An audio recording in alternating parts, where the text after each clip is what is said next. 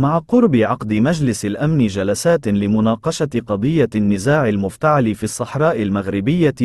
حيث من المرتقب أن يبرمج 3 جلسات خلال الشهر المقبل قبل التصويت النهائي على قرار جديد تمدد بموجبه ولاية بعثة المنورس الأممية. شهدت منطقة الصحراء حراكا دبلوماسيا تقوده الأمم المتحدة والولايات والمتحدة الأمريكية. هذا الحراك الغير مسبوق تمثل في الجولة التي قادها المبعوث الشخصي للأمين العام للأمم المتحدة للصحراء ستيفان دي ميستورا إلى المنطقة، حيث أجرى لقاءات مع مختلف الأطراف المعنية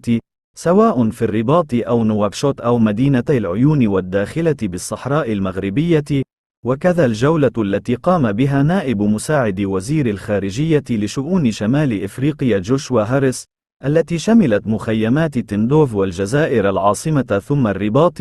والتي دعا خلالها إلى الالتزام بروح الواقعية والتسوية لإيجاد حل سياسي متوافق بشأنه لهذا النزاع الإقليمي. واشنطن تضغط لإجبار الجبهة الانفصالية على العودة إلى الالتزام بالمسار السياسي، وتأتي هذه التحركات متزامنة مع ضغوط تقودها واشنطن لإجبار جبهة البوليساريو الانفصالية على العودة إلى الالتزام بالمسار السياسي الذي تقوده الأمم المتحدة، وهي الضغوط التي أشار لها نائب مساعد وزير الخارجية لشؤون شمال إفريقيا جوشوا هاريس أثناء حديثه لوسائل إعلام جزائرية خلال زيارته الأخيرة للجزائر.